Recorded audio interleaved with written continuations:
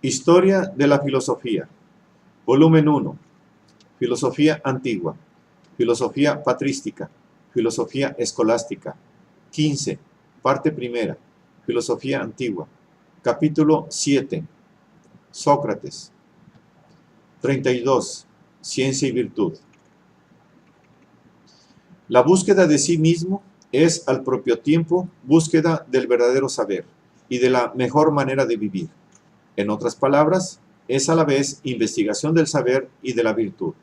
Saber y virtud se identifican según Sócrates.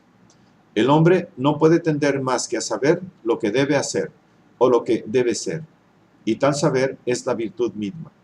Este es el principio fundamental de la ética socrática, principio que se expresa del modo más decidido en el Protágoras de Platón. La mayor parte de los hombres creen que sabiduría y virtud son dos cosas distintas, que el saber no posee ningún poder directivo sobre el hombre y que el hombre, aun cuando sabe lo que es el bien, puede verse subyugado por el placer y alejarse de la virtud. Pero a Sócrates, una ciencia que sea capaz de dominar al hombre y que lo abandone a merced de los impulsos sensibles, no le parece tampoco una ciencia. Si el hombre se entrega a estos impulsos, ello significa que sabe o cree saber que obrar así es para él lo más útil o más conveniente. Un error de juicio, es decir, la ignorancia, es base de toda culpa y de todo vicio. Es un mal cálculo el que induce al hombre a preferir el placer del momento, a pesar de las malas o dolorosas consecuencias que de él se puedan derivar. Y un cálculo equivocado es fruto de ignorancia. Quien verdaderamente sabe, formula bien sus cálculos, escoge en cada caso el placer mayor, aquel que no puede ocasionarle ni dolor ni daño, y solo es tal el placer de la virtud. No es necesario, pues, que el hombre renuncie al placer para ser virtuoso. La virtud no es la negación de la vida humana, antes bien, es la vida humana perfecta. Comprende el placer y es, además, el placer máximo. La diferencia entre el hombre virtuoso y el hombre que no lo es consiste en que el primero sabe calcular los placeres y escoge el mayor. El segundo no sabe hacer este cálculo y no puede, por tanto, más que entregarse al placer del momento. El utilitarismo socrático no tiene, pues, nada que ver con el hedonismo sofístico. De esta manera, el utilitarismo socrático es otro aspecto de la polémica contra los sofistas. La ética de los sofistas oscilaba entre un hedonismo escueto, como el que defienden, por ejemplo, Antifonte y algunos interlocutores de los diálogos platónicos, y aquella especie de activismo de la virtud, que fue la tesis de Pródico. Para Sócrates, ambas tendencias resultan insostenibles. La virtud no es ni puro placer ni puro esfuerzo, sino cálculo inteligente. En este cálculo, la profesión o la defensa de la justicia no hallan lugar porque la injusticia no es más que un cálculo equivocado.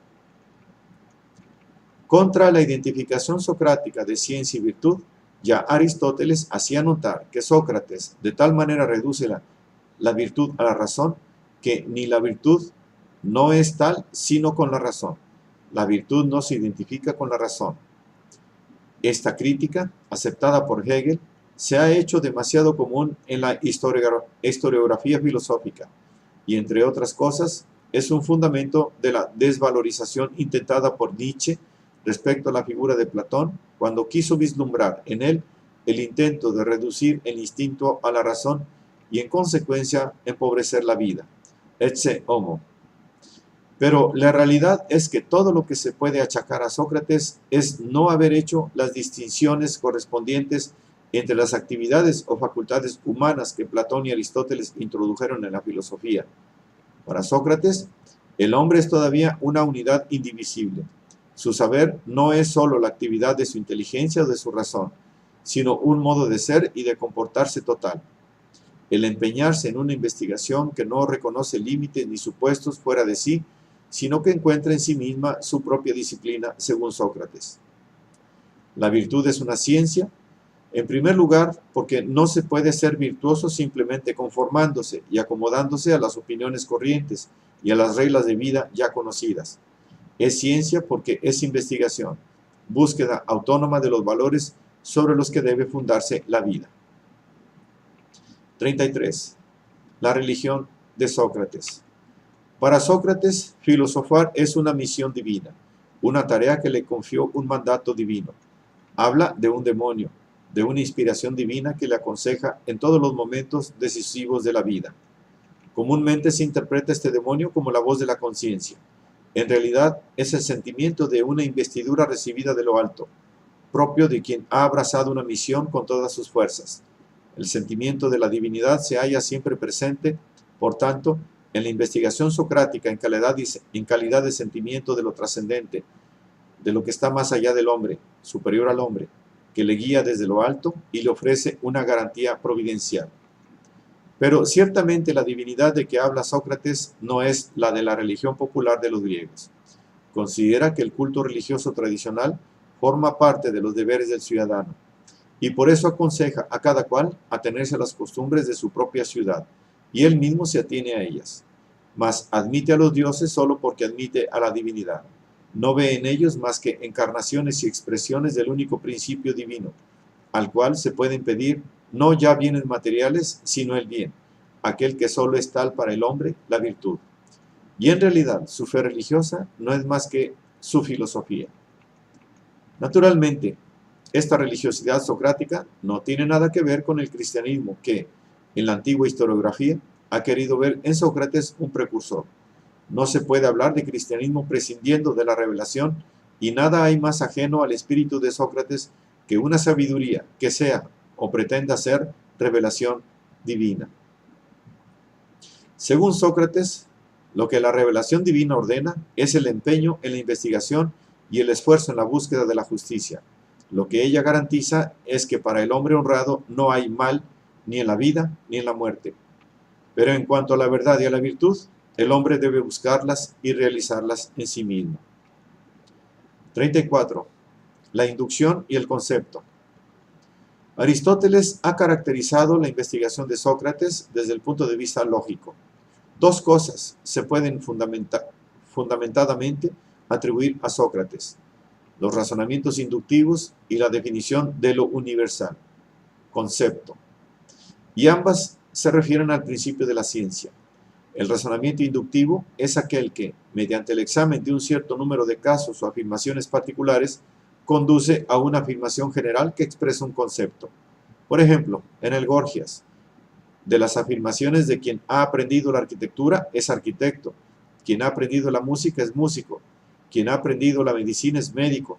Sócrates llega a la afirmación general de quien ha aprendido una ciencia es tal cual lo que ha hecho la ciencia misma.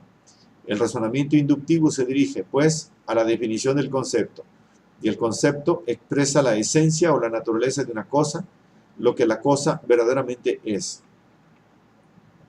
Este procedimiento, observa también Aristóteles, lo aplicó Sócrates a los temas morales. De la naturaleza no se ocupa de hecho. En los temas morales buscó lo universal y así elevó su investigación al plano de la ciencia. A Sócrates, pues, pertenece el mérito de haber sido el primero que organizó la investigación según un método propiamente científico. El saber cuya necesidad e interés en los hombres quiere despertar debe ser una ciencia, lograda mediante un método riguroso. Y, en efecto, solo la ciencia de este género, con su perfecta objetividad, permite a los hombres entenderse y asociarse en la investigación común. Únicamente como ciencia es posible enseñar la virtud. Se ha puesto en duda el valor del testimonio aristotélico sobre el significado lógico de la investigación socrática. Las afirmaciones de Aristóteles se derivarían de las de Jenofonte, y estas a su vez de las platónicas. Por otra parte, aún concediendo todo su valor a los testimonios de Jenofonte y de Aristóteles, no se deduciría de ello todavía que a Sócrates corresponda el título de descubridor del concepto, ya que solo indagó conceptos ético-prácticos y estos expresan no lo que realmente es, sino que lo que debe ser. Su obra científica no apuntaba al conocimiento, antes bien, era una reflexión crítico-normativa alrededor del obrar y el vivir del hombre. Ahora bien, precisamente la parte de verdad que contienen estas consideraciones revela el mérito indudable de Sócrates como iniciador de la investigación científica y confirma el testimonio de Aristóteles. En primer lugar, aunque Jenofonte y Aristóteles hubiesen repetido sustancialmente las atestaciones de Platón, este mismo hecho equivaldría a la confirmación de las mismas por parte de hombres que tenían manera de comprobar su exactitud. Jenofonte había sido discípulo de Sócrates, y aunque los años transcurridos y su escasa capacidad filosófica le hiciesen poco apto para entender la personalidad del maestro, no se puede creer que le hicieran incapaz de comprender el método de su indagación. Por lo que respecta a Aristóteles, es difícil suponer que se hubiese limitado a reproducir la atestación de Jenofonte en el caso de que ésta hubiese sido manifiestamente contradictoria con una tradición que, dentro y fuera del ambiente platónico, era viva y actuante. Pero la cuestión fundamental es la del significado que el concepto tiene para Sócrates. Indudablemente, los conceptos que Sócrates ha elaborado son todos ellos de carácter ético-práctico y se refieren al deber ser y no a la realidad de hecho. Pero todo concepto, sea teórico o práctico, tiene por objeto la esencia de las cosas, su ser y su sustancia permanente. En qué consista la sustancia o la esencia es un problema posterior que Sócrates dejó como herencia a sus sucesores y que constituye el tema fundamental de la filosofía de Platón y de Aristóteles. 35. La muerte de Sócrates. La influencia de Sócrates se había ya ejercido en Atenas sobre una generación entera, cuando 3 ciudadanos, Melitos, Anitos y Licón, le acusaron de corromper la juventud enseñando creencias contrarias a la religión del Estado. La acusación tenía escasa consistencia y habría quedado en nada si Sócrates hubiera hecho alguna concesión a sus jueces. No quiso hacerla, por el contrario, su defensa consistió en una exaltación de la tarea educativa que había emprendido respecto a los atenienses. Declaró que en ningún caso habría abandonado esta tarea, a la cual le requirió una orden divina. Por una pequeña mayoría, Sócrates fue declarado culpable. Podía entonces marcharse al destierro o proponer una pena adecuada al veredicto. En vez de esto, aún manifestándose dispuesto a pagar una multa de 3.000 dracmas, declaró orgullosamente que se sentía merecedor de que se le alimentase a expensas públicas en el Pritaneo, como se hacía con los hombres beneméritos de la ciudad. Se produjo entonces como consecuencia, con mayoría más fuerte, la condena a Sócrates a muerte, que habían pedido los acusadores. Entre la condena y la ejecución transcurrieron 30 días, porque una solemnidad sagrada impedía en aquel periodo las ejecuciones capitales. Durante este tiempo, los amigos organizaron su fuga y procuraron inducirle a ella, pero Sócrates rehusó. Los motivos de esta negativa se exponen en el Critón platónico. Sócrates quiere dar con su muerte un testimonio decisivo a favor de su enseñanza. Había vivido hasta entonces enseñando la justicia y el respeto a la ley. No podía, con su fuga, ser injusto hacia las leyes de su ciudad y desmentir así, en el momento decisivo, toda su obra de maestro. Por otra parte, no temía a la muerte. Aunque no tuviera una absoluta certeza de la inmortalidad del alma, alimentaba la esperanza de una vida después de la muerte que fuese para los hombres justos mejor que para los malvados. Contaba 70 años de edad. Consideraba que había cumplido su misión, a la que había permanecido fiel durante toda su vida, y a la que debía todavía dar, con la muerte, la última prueba de fidelidad. Sus últimas palabras a los discípulos fueron también una incitación a la investigación. Si os cuidáis de vosotros mismos, cualquier cosa que hagáis me será grata, a los míos y a vosotros mismos, aunque ahora no os comprometáis a nada. Pero si, por el contrario, no os preocupáis de vosotros mismos y no queréis vivir de manera conforme con lo que ahora y antes os he dicho, hacerme ahora muchas y solemnes promesas no serviría de nada. Si la Grecia antigua ha sido la cuna de la filosofía, porque por primera vez realizó una investigación libre y autónoma, Sócrates encarna en su persona el espíritu genuino de la filosofía griega, porque realizó en grado sumo la exigencia de dicha investigación. En el empeño de una investigación conducida con método riguroso e incesantemente continuada, colocó el valor más alto de la personalidad humana, la virtud y el bien. Tal es, en efecto, el significado de la identificación entre virtud y ciencia, que tantas veces se ha tomado como intelectualismo. La ciencia es para Sócrates la investigación ordenadamente conducida, y la virtud es la forma de vida propiamente humana. Su identidad es el significado no solo de la obra, sino de la misma personalidad de Sócrates.